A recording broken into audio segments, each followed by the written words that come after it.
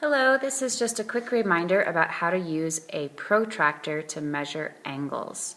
You're looking at a triangle ABC, and the first thing that I'm going to do when I want to measure an angle is I'm going to take my protractor and I'm going to line up where you see the little crosshairs, and there's also a little circle. I'm going to line that circle up with the vertex of the angle that I want to measure. So if I want to measure angle C, I put the little circle right over the vertex. Now, right now, nothing's lined up, okay? So I can't measure an angle because none of the sides are lined up with the protractor. I have to line up this side of the protractor with one of the sides of the triangle, or of the angle. So here I go. So now you can see that I've got my vertex lined up with the little circle, the crosshairs, and then I've also got the side of the angle and it's lined up with the 0. Now, I take a look at where the 0 is and then I count up from 0.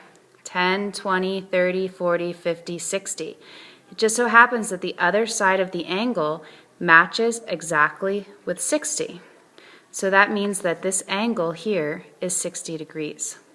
So I'm going to mark that. Okay, 60 degrees, okay?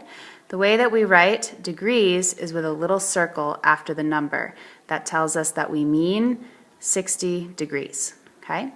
Now, I'm also going to notice that 60 degrees makes sense because if it were a right angle, it would be square, a square corner like this, and that would be 90 degrees. And I can see that this angle here is less than 90 degrees, so 60 makes sense.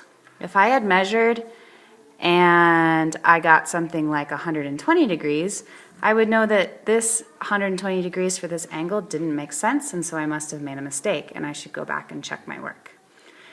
Okay, so I think that's just about it for how to measure angles. If you have any questions, ask.